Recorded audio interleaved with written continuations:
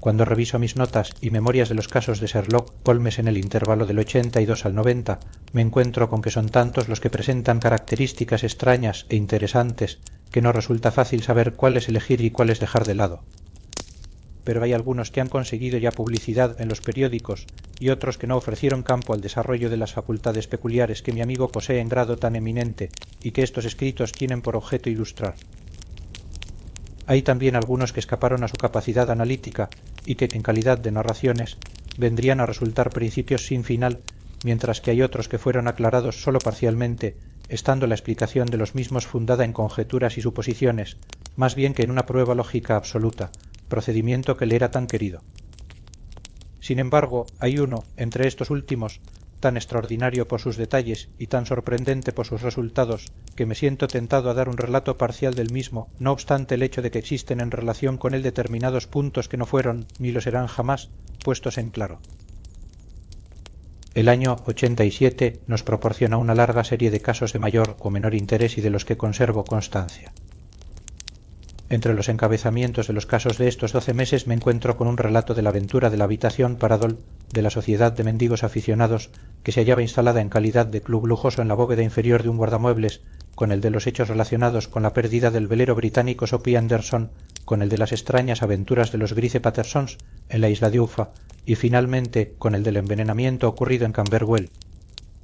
Se recordará que en este último caso consiguió Sherlock Holmes demostrar que el muerto había dado cuerda a su reloj 2 horas antes y que por consiguiente se había acostado durante ese tiempo, deducción que tuvo la mayor importancia en el esclarecimiento del caso. Quizá trace yo, más adelante, los bocetos de todos estos sucesos, pero ninguno de ellos presenta características tan sorprendentes como las del extraño cortejo de circunstancias para cuya descripción he tomado la pluma. Nos encontrábamos en los últimos días de septiembre y las tormentas equinocciales se habían echado encima con violencia excepcional. El viento había bramado durante todo el día y la lluvia había azotado las ventanas, de manera que, incluso aquí, en el corazón del inmenso Londres, obra de la mano del hombre, nos veíamos forzados a elevar, de momento, nuestros pensamientos desde la diaria rutina de la vida y a reconocer la presencia de las grandes fuerzas elementales que ladran al género humano por entre los barrotes de su civilización, igual que fieras indómitas dentro de una jaula. A medida que iba entrando la noche, la tormenta fue haciéndose más y más estrepitosa, y el viento lloraba y sollozaba dentro de la chimenea igual que un niño. Sherlock Holmes, a un lado del hogar, sentado melancólicamente en un sillón, combinaba los índices de sus registros de crímenes, mientras que yo, en el otro lado, estaba absorto en la lectura de uno de los bellos relatos marineros de Clark Russell. Hubo un momento en que el bramar de la tempestad del exterior pareció fundirse con el texto y el chapoteo de la lluvia se alargó hasta dar la impresión del prolongado espumajeo de las olas del mar. Mi esposa había ido de visita a la casa de una tía suya y yo me hospedaba por unos días y una vez más en mis antiguas habitaciones de Bayer Street. ¿Qué es eso?, dije alzando la vista hacia mi compañero. Fue la campanilla de la puerta, ¿verdad? ¿Quién puede venir aquí esta noche? ¿Algún amigo suyo, quizá? Fuera de usted, yo no tengo ninguno, me contestó. Y no animo a nadie a visitarme. Será entonces un cliente. Entonces se tratará de un asunto grave. Nada podría, de otro modo, obligar a venir aquí a una persona con semejante día y a semejante hora. Pero creo que es más probable que se trate de alguna vieja amiga de nuestra patrona. Se equivocó, sin embargo, Sherlock Holmes en su conjetura, porque se oyeron pasos en el corredor y alguien golpeó en la puerta. Mi compañero extendió su largo brazo para desviar de sí la lámpara y enderezar su luz hacia la silla desocupada en la que tendría que sentarse cualquiera otra persona que viniese. Luego dijo: «Adelante». El hombre que entró era joven, de unos 22 años, a juzgar por su apariencia exterior, bien acicalado y elegantemente vestido, con un no sé qué de refinado y fino en su porte. El paraguas, que era un arroyo y que sostenía en la mano, y su largo impermeable brillante, delataban la furia del temporal que había tenido que aguantar en su camino. Enfocado por el resplandor de la lámpara, miró ansiosamente a su alrededor, y yo pude fijarme en que su cara estaba pálida y sus ojos cargados, como los de una persona a quien abruma alguna gran inquietud. «Debo a ustedes una disculpa», dijo, subiéndose hasta el arranque de la nariz las gafas doradas a presión. Espero que mi visita no sea un entretenimiento. Me temo que haya traído hasta el interior de su abrigada habitación algunos rastros de la tormenta. Deme su impermeable y su paraguas, dijo Holmes. Pueden permanecer colgados de la percha y así quedará usted libre de humedad por el momento. Veo que ha venido usted desde el sudoeste. Sí, de Orsán.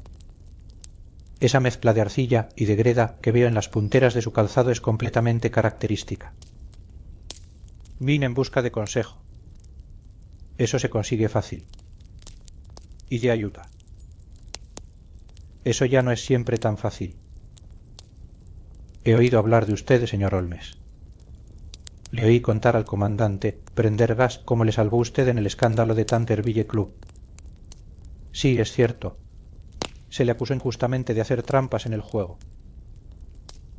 Aseguró que usted se dio maña para poner todo en claro. Eso fue decir demasiado. Que a usted no lo vencen nunca.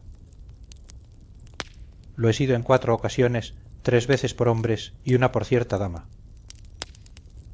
Pero ¿qué es eso comparado con el número de sus éxitos?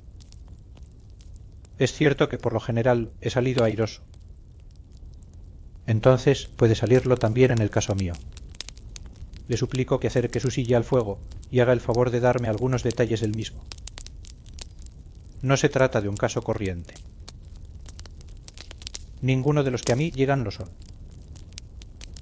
Vengo a ser una especie de alto tribunal de apelación. Yo me pregunto, a pesar de todo, señor, si en el transcurso de su profesión ha escuchado jamás el relato de una serie de acontecimientos más misteriosos e inexplicables que los que han ocurrido en mi propia familia. Lo que usted dice me llena de interés, le dijo Holmes. Por favor, explíquenos desde el principio los hechos fundamentales y yo podré luego interrogarle sobre los detalles que a mí me parezcan de la máxima importancia. El joven acercó la silla y adelantó sus pies húmedos hacia la hoguera. Me llamo Juan Opensa, dijo, pero, por lo que a mí me parece, creo que mis propias actividades tienen poco que ver con este asunto espantoso. Se trata de una cuestión hereditaria, de modo que, para darles una idea de los hechos, no tengo más remedio que remontarme hasta el comienzo del asunto. Deben ustedes saber que mi abuelo tenía 2 hijos, mi tío Elías y mi padre José. Mi padre poseía, en Coventry, una pequeña fábrica que amplió al inventarse las bicicletas. Poseía la patente de la llanta irrompible Openshaw y alcanzó tal éxito en su negocio que consiguió venderlo y retirarse con un relativo bienestar.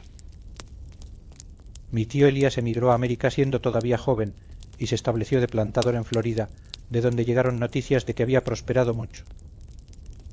En los comienzos de la guerra peleó en el ejército de Jackson y más adelante en el de Hood, ascendiendo en este hasta el grado de coronel. Cuando él se rindió, volvió mi tío a su plantación, en la que permaneció por espacio de 3 o 4 años. Hacia el 1869 o 1870 regresó a Europa y compró una pequeña finca en Sussex, cerca de Orsamo.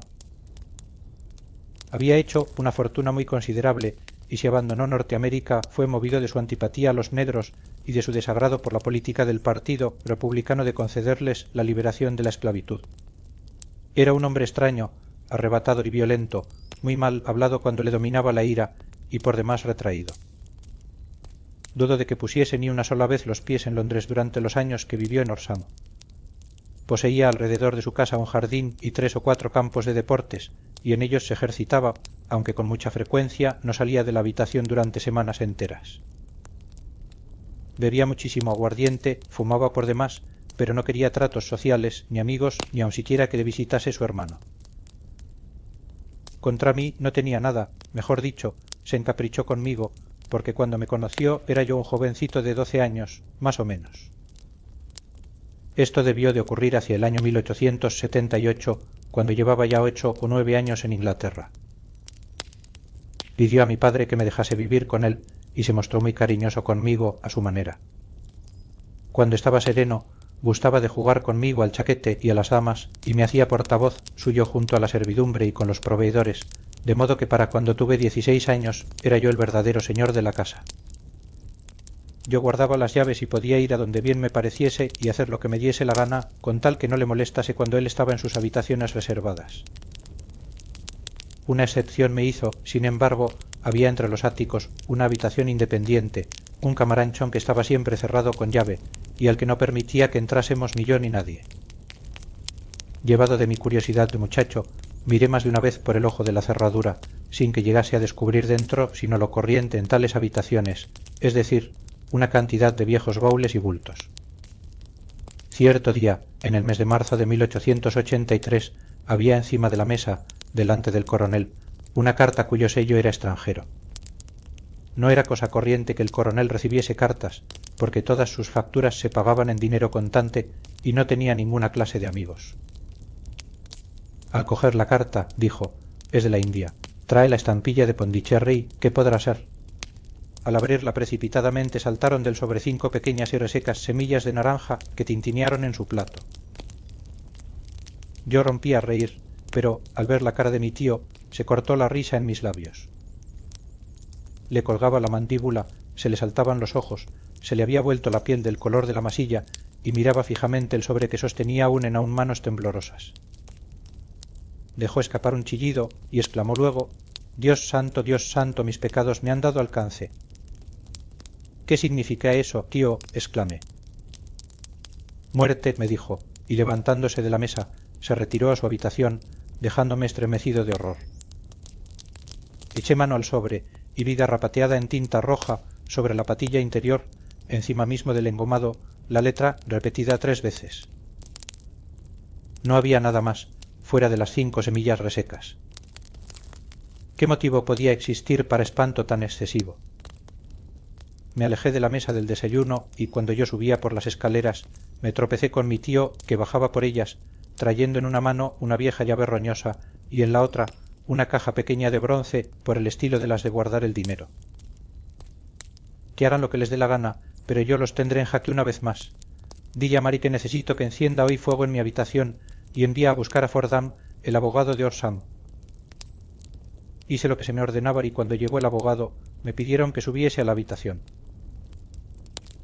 Ardía vivamente el fuego y en la rejilla del hogar se amontonaba una gran masa de cenizas negras y sueltas como de papel quemado, en tanto que la caja de bronce estaba muy cerca y con la tapa abierta. Al mirar yo la caja descubrí, sobresaltado, en la tapa la triple que había leído aquella mañana en el sobre. Con, me dijo mi tío, deseo que firmes como testigo mi testamento. Dejo la finca con todas sus ventajas e inconvenientes a mi hermano, es decir, a tu padre, de quien sin duda vendrá a parar a ti. Si conseguís disfrutarla en paz, santo y bueno. Si no lo conseguís, seguid mi consejo, muchacho, y abandonadla a vuestro peor enemigo.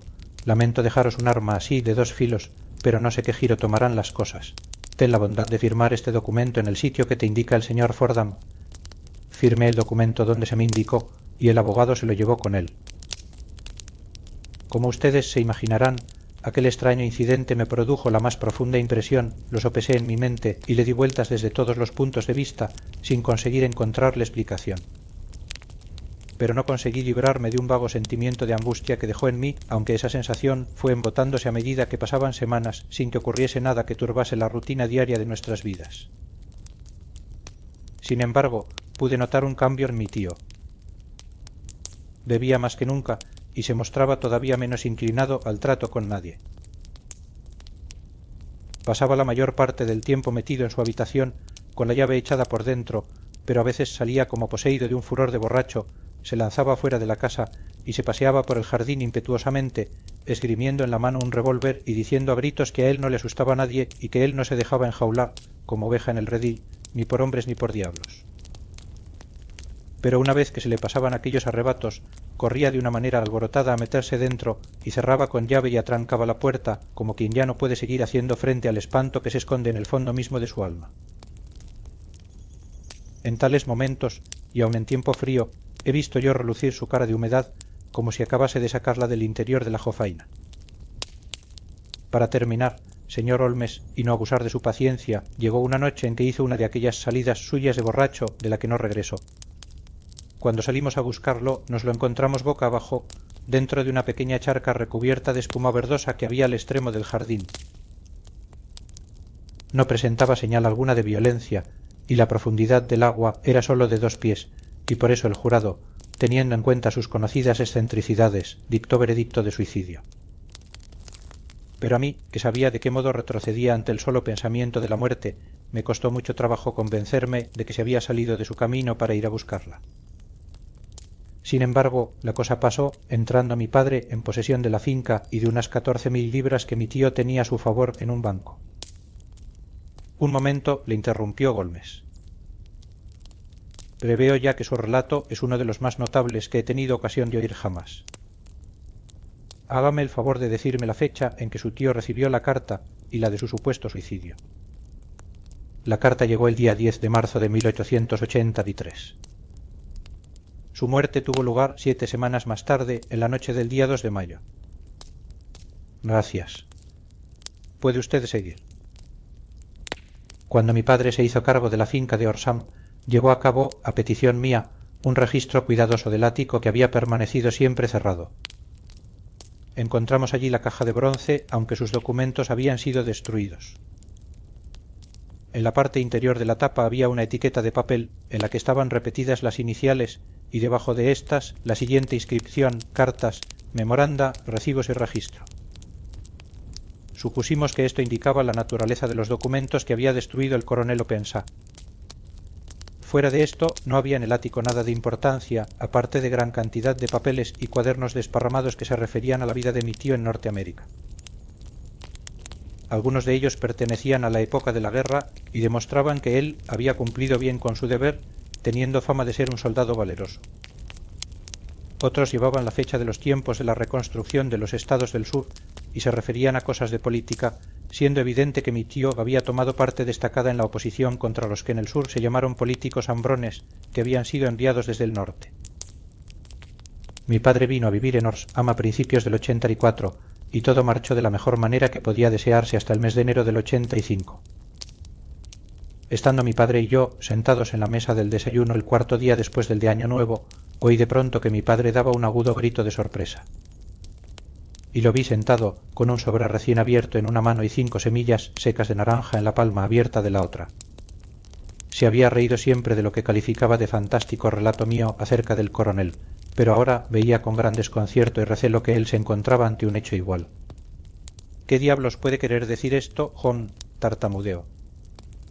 A mí se me había vuelto de plomo el corazón y dije: es el...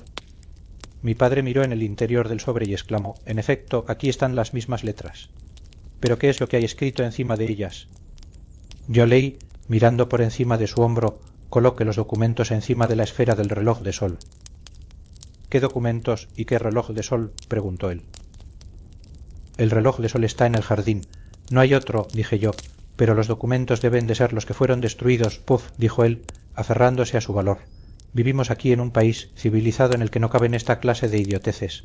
¿De dónde procede la carta? ¿De dónde? Contesté, examinando la estampilla de correos. Algún bromazo absurdo, dijo mi padre. ¿Qué me vienen a mí con relojes de sol y con documentos? No haré caso alguno de semejante absurdo. Yo, desde luego, me pondría en comunicación con la policía, le dije. Para que encima se me riesen. No haré nada de eso. Autoríceme entonces a que lo haga yo. De ninguna manera, te lo prohíbo. No quiero que se arme un jaleo por semejante tontería. De nada valió el que yo discutiese con él, porque mi padre era hombre por demás terco. Sin embargo, viví esos días con el corazón lleno de presagios ominosos. El tercer día, después de recibir la carta, marchó mi padre a visitar a un viejo amigo suyo, el comandante Frebody, que está al mando de uno de los fuertes que hay en los altos de Port Downey. Me alegré de que se hubiese marchado, pues me parecía que hallándose fuera de casa estaba más alejado del peligro. En eso me equivoqué, sin embargo. Al segundo día de su ausencia recibí un telegrama del comandante en el que me suplicaba que acudiese allí inmediatamente. Mi padre había caído por la boca de uno de los profundos pozos de cal que abundan en aquellos alrededores y yacía sin sentido, con el cráneo fracturado. Me trasladé hasta allí a toda prisa, pero mi padre murió sin haber recobrado el conocimiento. Según parece, regresaba, ya entre dos luces, desde Fare Am, y como desconocía el terreno y la boca del pozo estaba sin cercar, el jurado no titubeó en dar su veredicto de muerte producida por causa accidental. Por mucho cuidado que yo puse en examinar todos los hechos relacionados con su muerte, nada pude descubrir que sugiriese la idea de asesinato.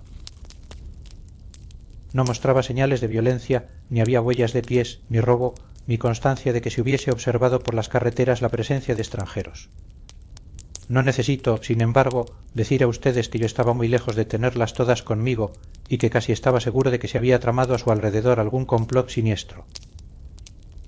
De esa manera tortuosa fue como entré en posesión de mi herencia. Ustedes me preguntarán por qué no me desembaracé de la misma.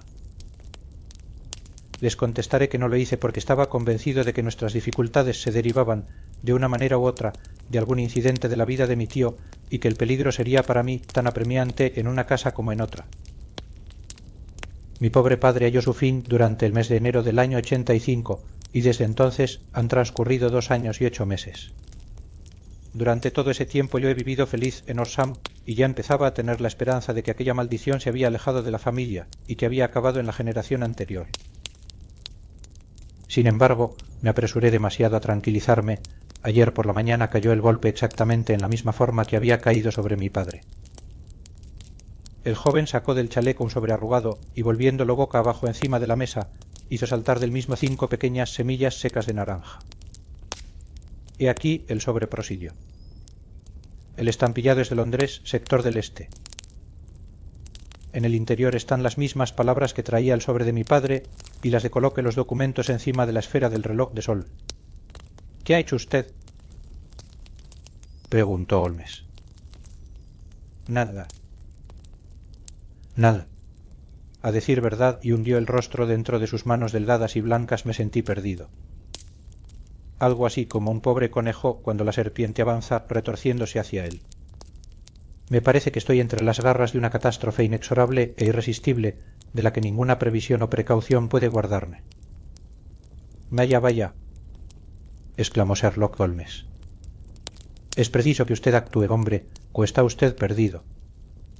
Únicamente su energía le puede salvar. No son momentos estos de entregarse a la desesperación. He visitado a la policía. ¿Y qué? Pues escucharon mi relato con una sonrisa. Estoy seguro de que el inspector ha llegado a la conclusión de que las cartas han sido otros tantos bromazos y que las muertes de mis parientes se deben a simples accidentes, según dictaminó el jurado, y no debían ser relacionadas con las cartas de advertencia. Holmes agitó violentamente sus puños cerrados en el aire y exclamó: ¡qué inaudita imbecilidad! Sin embargo, me han otorgado la protección de un guardia al que han autorizado para que permanezca en la casa. Otra vez Holmes agitó furioso los puños en el aire y dijo: ¿cómo ha sido el venir usted a verme? Y sobre todo, ¿cómo ha sido el no venir inmediatamente? Nada sabía de usted. Ha sido hoy cuando hablé al comandante Prendergast sobre el apuro en que me hallo y él me aconsejó que viniese a verle a usted.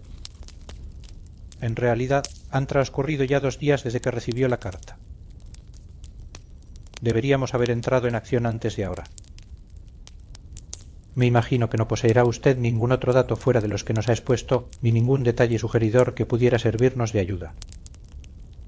Sí, tengo una cosa más, dijo Jonopensa. Registró en el bolsillo de su chaqueta y sacando un pedazo de papel azul descolorido, lo extendió encima de la mesa, agregando: conservo un vago recuerdo de que los estrechos márgenes que quedaron sin quemar entre las cenizas el día en que mi tío echó los documentos al fuego eran de este mismo color. Encontré esta hoja única en el suelo de su habitación y me inclino a creer que pudiera tratarse de uno de los documentos que quizás se le voló de entre los otros, salvándose de ese modo de la destrucción. No creo que nos ayude mucho, fuera de que en él se habla también de las semillas. Mi opinión es que se trata de una página que pertenece a un diario secreto. La letra es indiscutiblemente de mi tío. Holmes cambió de sitio la lámpara y él y yo nos inclinamos sobre la hoja de papel, cuyo borde irregular demostraba que había sido, en efecto, arrancada de un libro. El encabezamiento decía marzo 1869 y debajo del mismo las siguientes enigmáticas noticias. 4. Vino Uson. El mismo programa de siempre. 7. Enviadas las semillas a Macaulay para More y Swain d'Est. Augustine. 9. Macaulay se largó. 10. John Swain se largó. no. Visitado para More. Todo bien. Gracias, dijo Holmes, doblando el documento y devolviéndoselo a nuestro visitante. Y ahora no pierda por nada del mundo un solo instante. No disponemos de tiempo ni siquiera para discutir lo que me ha relatado. Es preciso que vuelva usted a casa ahora mismo y que actúe. ¿Y qué tengo que hacer? Solo se puede hacer una cosa y es preciso hacerla en el acto. Ponga usted esa hoja de papel dentro de la caja de metal que nos ha descrito. Meta asimismo una carta en la que les dirá que todos los demás papeles fueron quemados por su tío, siendo este el único que queda. Debe usted expresarlo en una forma que convenga. Después de hecho eso, colocará la caja encima del reloj de sol de acuerdo con las indicaciones. ¿Me comprende?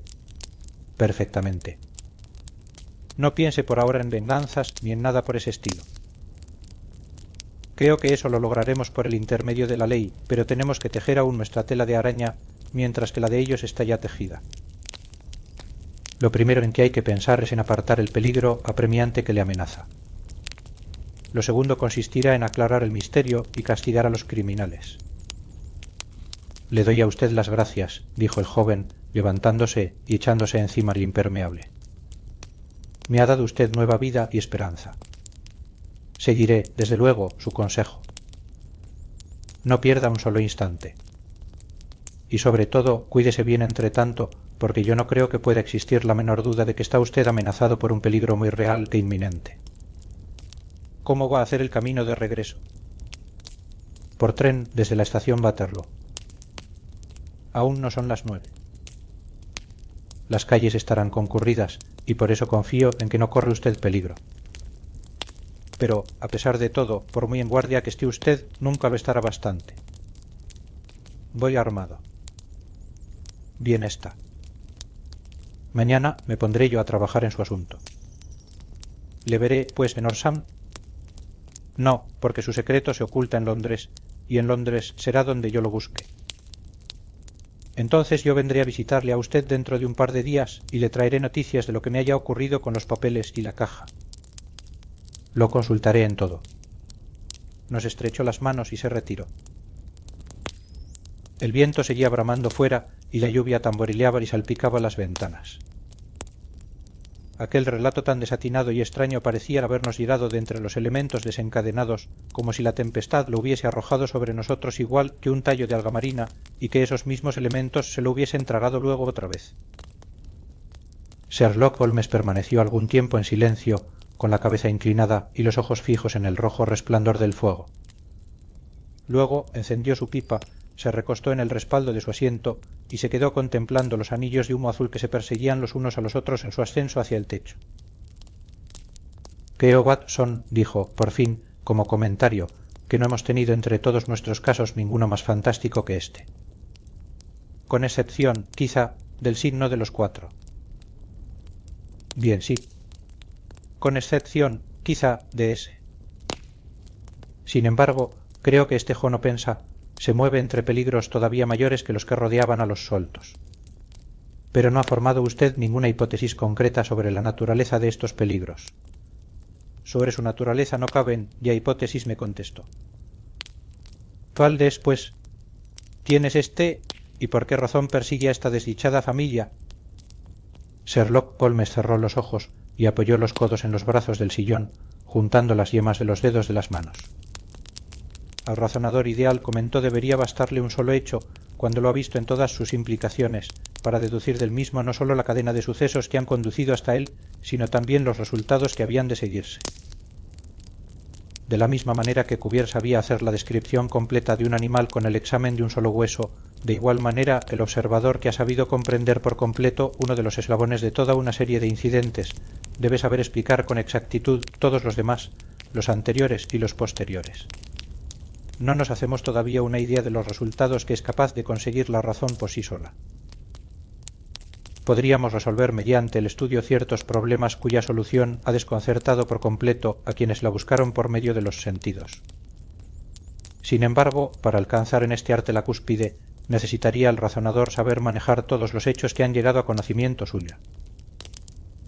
Esto implica, como fácilmente comprenderá usted, la posesión de todos los conocimientos a que muy pocos llegan, incluso en estos tiempos de libertad educativa y de enciclopedias. Sin embargo, lo que no resulta imposible es el que un hombre llegue a poseer todos los conocimientos que le han de ser probablemente útiles en su labor. Esto es lo que yo me he esforzado por hacer en el caso mío. Usted, si mal no recuerdo, concretó, en los primeros días de nuestra amistad, los límites precisos de esos conocimientos míos. Sí, le contesté, echándome a reír. Hice un documento curioso. En filosofía, astronomía y política le puse a usted 0, lo recuerdo. En botánica, irregular, en geología, profundo en lo que toca a manchas de barro cogidas en una zona de 50 millas alrededor de Londres, en química, excéntrico, en anatomía, asistemático, en literatura, sensacionalista y en historia de crímenes, único y además violinista, boxeador, esgrimista, abogado y autoenvenenador por medio de la cocaína y del tabaco. Esos eran, si mal no recuerdo, los puntos más notables de mi análisis. Holmes se sonrió al escuchar la última calificación y dijo: digo ahora, como dije entonces, que toda persona debería tener en el ático de su cerebro el surtido de mobiliario que es probable que necesite y que todo lo demás puede guardarlo en el desván de su biblioteca, donde puede echarle mano cuando tenga precisión de algo. Ahora bien, al enfrentarnos con un problema como el que nos ha sido sometido esta noche, necesitamos dominar todos nuestros recursos. Tenga usted la bondad de alcanzarme la letra de esta enciclopedia norteamericana que hay en ese estante que tiene a su lado. Gracias. Estudiemos ahora la situación y veamos lo que de la misma puede deducirse. Empezaremos con la firme presunción de que el coronel Opensa tuvo algún motivo importante para abandonar Norteamérica. Los hombres, a su edad, no cambian todas sus costumbres, ni cambian por gusto suyo el clima encantador de Florida por la vida solitaria en una ciudad inglesa de provincias. El extraordinario apego a la soledad que demostró en Inglaterra sugiere la idea de que sentía miedo de alguien o de algo, de modo, pues, que podemos aceptar como hipótesis de trabajo la de que fue el miedo lo que le empujó fuera de Norteamérica. En cuanto a lo que él temía, solo podemos deducirlo por el estudio de las tremendas cartas que él y sus herederos recibieron. Se fijó usted en las estampillas que señalaban el punto de procedencia. La primera traía el de Pondicherry, la segunda el de Dundee y la tercera el de Londres. La del este de Londres. ¿Qué saca usted en consecuencia de todo ello? Pues que se trata de puertos de mar, es decir, que el que escribió las cartas se hallaba a bordo de un barco. Muy bien, ya tenemos, pues, una pista. No puede caber duda de que, según toda probabilidad, una fuerte probabilidad, el remitente se encontraba a bordo de un barco. Pasemos ahora a otro punto. En el caso de la carta de Pondicherry transcurrieron 7 semanas entre la amenaza y su cumplimiento. En el de Dundee fueron solo 3 o 4 días. Nada le indica eso. Que la distancia sobre la que había de viajar era mayor. Pero también la carta venía desde una distancia mayor. Pues entonces ya no le veo la importancia a ese detalle. Existe, por lo menos, una probabilidad de que la embarcación a bordo de la cual está nuestro hombre o nuestros hombres es de vela. Parece como si hubiesen enviado siempre su extraño aviso o prenda cuando iban a salir para realizar su cometido. Fíjese en el poco tiempo que me dio entre el hecho y la advertencia cuando ésta vino de Dundee. Si ellos hubiesen venido desde Pondicherry en un barco de vapor habrían llegado casi al mismo tiempo que su carta. Y la realidad es que transcurrieron 7 semanas. Yo creo que esas 7 semanas representan la diferencia entre el tiempo invertido por el vapor que trajo la carta y el barco de vela que trajo a quien la escribió. Es posible. Más que posible. Probable. Comprenderá usted ahora la urgencia mortal que existe en este caso y por qué insistí con el joven Opensa en que estuviese alerta. El golpe ha sido dado siempre al cumplirse el plazo de tiempo imprescindible para que los que envían la carta salven la distancia que hay desde el punto en que la envían. Pero como esta de ahora procede de Londres, no podemos contar con retraso alguno. Santo Dios. Exclamé. ¿Qué puede querer significar esta implacable persecución? Los documentos que Opensa se llevó son evidentemente de importancia vital para la persona o personas que viajan en el velero. Yo creo que no hay lugar a duda que estas son más de una. Un hombre aislado no habría sido capaz de realizar 2 asesinatos de manera que engañase al jurado de un juez de instrucción. Debieron de intervenir varias personas en los mismos y fueron hombres de inventiva y de resolución. Se proponen conseguir los documentos, sea quien sea el que los tiene en su poder. Y ahí tiene usted cómo dejan de ser las iniciales de un individuo y se convierten en el distintivo de una sociedad. ¿Pero de qué sociedad?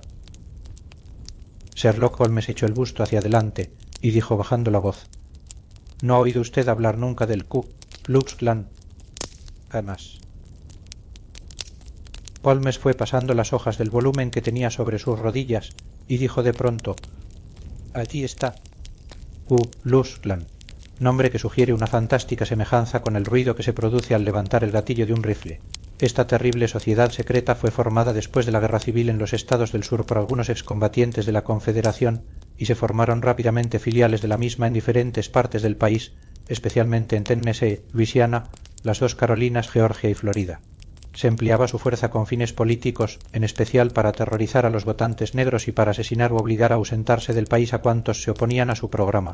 Sus agresiones eran precedidas, por lo general, de un aviso enviado a la persona elegida, aviso que tomaba formas fantásticas, pero sabidas, por ejemplo, un tallito de hojas de roble en algunas zonas o unas semillas de melón o de naranja en otras.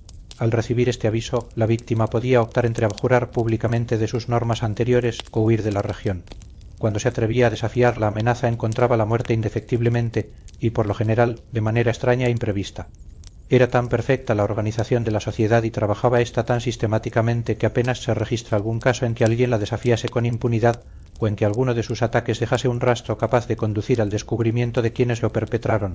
La organización floreció por espacio de algunos años a pesar de los esfuerzos del gobierno de los Estados Unidos y de las clases mejores de la comunidad en el sur, pero en el año 1869 ese movimiento sufrió un súbito colapso, aunque haya habido en fechas posteriores algunos estallidos esporádicos de la misma clase. Fíjese, dijo Holmes, dejando el libro en que el súbito hundimiento de la sociedad coincide con la desaparición de Opensa de Norteamérica, llevándose los documentos. Pudiera muy bien tratarse de causa y efecto. No hay que asombrarse de que algunos de los personajes más implacables se hayan lanzado sobre la pista de aquel y de su familia. Ya comprenderá usted que el registro y el diario pueden complicar a alguno de los hombres más destacados del sur y que es posible que haya muchos que no duerman tranquilos durante la noche mientras no sean recuperados. De ese modo, la página que tuvimos a la vista es tal y como podíamos esperarlo. Decía, si mal no recuerdo, se enviaron las semillas a Vicentésimo, es decir, se les envió la advertencia de la sociedad. Las anotaciones siguientes nos dicen que ahí se largaron, es decir, que abandonaron el país, y por último que se visitó a Centésimo con consecuencias siniestras para éste, según yo me temo. Creo, doctor, que podemos proyectar un poco de luz sobre esta oscuridad, y creo también que entre tanto solo hay una probabilidad favorable al joven Opensado, y es que haga lo que yo le aconseje. Nada más se puede decir ni hacer por esta noche, de modo que alcánceme mi violín y procuremos olvidarnos durante media hora de este lastimoso tiempo y de la conducta, más lastimosa aún, de nuestros semejantes los hombres. A la mañana siguiente había escampado y el sol brillaba con amortiguada luminosidad por entre el velo gris que envuelve a la gran ciudad. Cuando yo bajé, ya Holmes se estaba desayunando. Discúlpeme el que no le espere, me dijo. Preveo que se me presenta un día atareadísimo en la investigación de este caso del joven Opensa. ¿Qué pasos va usted a dar?, le pregunté. Dependerá muchísimo del resultado de mis primeras averiguaciones. Es posible que en fin de cuentas me llegue hasta Orsán. ¿No va usted a empezar por ir allí? No, empezaré por la City. Tire de la campanilla y la doncella le traerá el café. Para entretener la espera, cogí de encima de la mesa el periódico, que estaba aún sin desdoblar, y le eché un vistazo. La mirada mía se detuvo en unos titulares que me helaron el corazón. Holmes, le dije con voz firme, llegará usted demasiado tarde. Vaya. dijo él, dejando la taza que tenía en la mano. Me lo estaba temiendo. ¿Cómo ha sido? Se expresaba con tranquilidad, pero vi que la noticia le había conmovido profundamente. Me saltó a los ojos el apellido de Opensa y el titular tragedia cerca del puente de Waterloo. Y aquí el relato. Entre las 9 y las 10 de la pasada noche, el guardia de policíaco de la sección, estando de servicio cerca del puente de Waterloo, oyó un grito de alguien que pedía socorro y el chapaleo de un cuerpo que cae al agua. Pero como la noche era oscurísima y tormentosa, fue imposible salvar a la víctima, no obstante acudir en su ayuda varios transeúntes. Diose, sin embargo, la alarma y pudo ser rescatado el cadáver más tarde con la intervención de la policía fluvial. Resultó ser el de un joven, como se dedujo de un sobre que se le halló en el bolsillo, que se llamaba Juan Opensao, que tiene su casa en Orsam. Se conjetura que debió de ir corriendo para alcanzar el tren último que sale de la estación de Waterloo y que, en su apresuramiento y por la gran oscuridad, se salió de su camino y fue a caer al río por uno de los pequeños embarcaderos destinados a los barcos fluviales. El cadáver no mostraba señales de violencia y no cabe duda alguna de que el muerto fue víctima de un accidente desgraciado que debería servir para llamar la atención de las autoridades acerca del estado en que se encuentran las plataformas de los embarcaderos de la orilla del río. Permanecimos callados en nuestros sitios por espacio de algunos minutos. Nunca he visto a Holmes más deprimido y conmovido que en esos momentos. Y dijo, por fin: «Esto hiere mi orgullo, Watson. Es un sentimiento mezquino, sin duda, pero hiere mi orgullo. Este es ya un asunto mío personal, y si Dios me da salud, he de echar mano a esta cuadrilla. Pensar que vino a pedirme socorro y que yo lo envié a la muerte». Saltó de su silla y se paseó por el cuarto poseído de una excitación incontrolable, con las enjutas mejillas cubiertas de rubor y abriendo y cerrando sus manos largas y delgadas. Por último, exclamó: «Tiene que tratarse de unos demonios astutos. ¿Cómo consiguieron desviarlo de su camino y que fuese a caer al agua? Para ir directamente a la estación no tenía que pasar por el embankment. Aun en una noche semejante estaba, sin duda, el puente demasiado concurrido para sus propósitos. Ya veremos, Watson, quién gana a la larga. Voy a salir». «¿Va usted a la policía?» «No, me constituiré yo mismo en policía. Cuando tenga tejida la red podrán arrestar a esos hábiles pajarracos, pero no antes. Mis tareas profesionales me absorbieron durante todo el día y era ya entrada la noche cuando regresé a Bayer Street. Sherlock Holmes no había vuelto aún. Eran ya cerca de las 10 cuando entró con aspecto pálido y agotado. Se acercó al aparador, arrancó un trozo de la hogaza de pan y se puso a comerlo con voracidad, ayudándolo a pasar con un gran trago de agua. «Está usted hambriento», dije yo. «Muriéndome de hambre». Se me olvidó comer. No probé bocado desde que me desayuné. Nada, ni una miga. No tuve tiempo de pensar en la comida. ¿Tuvo éxito? ¿Alguna pista? Los tengo en el hueco de mi mano. No tardará mucho el joven Opensa en verse vengado. Escuche, Watson, vamos a marcarlos a ellos con su propia marca de fábrica. Es cosa bien pensada. ¿Qué quiere usted decir? Holmes cogió del aparador una naranja y después de partirla la apretó, haciendo caer las semillas encima de la mesa. Contó 5 y las metió en un sobre. En la parte interna de la patilla escribió su orden para $1. Luego lo lacró y puso la dirección: Capitán James Calhoun, barca Lone Star, Savannah, Georgia. Le estará esperando cuando entre en el puerto, dijo, riéndose por lo bajo. Quizá le quite el sueño. Será un nuncio tan seguro de su destino como lo fue antes para Openshaw. ¿Y quién es este capitán Calhoun? El jefe de la cuadrilla. También atraparé a los demás, pero quiero que sea él el primero. ¿Y cómo llegó usted a descubrirlo? Sacó del bolsillo una gran hoja de papel, toda cubierta de fechas y de nombres, y dijo: me he pasado todo el día examinando los registros del Lloyd y las colecciones de periódicos atrasados, siguiendo las andanzas de todos los barcos que tocaron en el puerto de Pondicherry durante los meses de enero y febrero del año 83. Fueron 36 embarcaciones de buen tonelaje las que figuraban en esos 6 meses. La llamada Lone Star atrajo inmediatamente mi atención porque, aunque se señalaba a Londres como puerto de procedencia, se conoce con ese nombre de estrella solitaria a uno de los estados de la Unión. Creo que al de Texas. Sobre ese punto ni estaba ni estoy seguro, pero yo sabía que el barco tenía que ser de origen norteamericano. Y luego repasé las noticias de Dundee y cuando descubrí que la barca Lone Star se encontraba allí el mes de enero del 85, mis sospechas se convirtieron en certeza. Luego hice investigaciones acerca de los barcos actualmente en el puerto de Londres. ¿Y qué? El Lone Star llegó al mismo la pasada semana. Bajé hasta el muelle Albert y me encontré con que había sido remolcada río abajo con la marea de esta mañana y que lleva viaje hacia su puerto de origen en Savannah. Telegrafié a Gravesend enterándome de que había pasado por allí algún rato antes. Como el viento sopla hacia el este, estoy seguro de que se halla ahora más allá de los Godwins y no muy lejos de la isla de Bid. ¿Y qué va a hacer usted ahora? Oh, le he puesto ya la mano encima. Él y los 2 contramaestres son, según he sabido, los únicos norteamericanos nativos que hay a bordo. Los demás son finlandeses y alemanes. Me consta, asimismo, que los 3 pasaron la noche en tierra. Lo supe por el estibador que ha estado estibando su cargamento. Para cuando su velero llegue a Savannah, el vapor correo habrá llevado esta carta y el cable habrá informado a la policía de dicho puerto de que la presencia de esos 3 caballeros es urgentemente necesaria aquí para responder de una acusación de asesinato.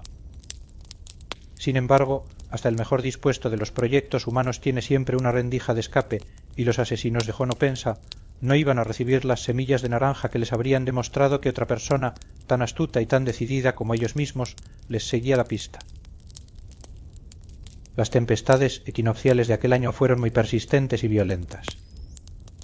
Esperamos durante mucho tiempo noticias de Savannah del Lone Star, pero no nos llegó ninguna.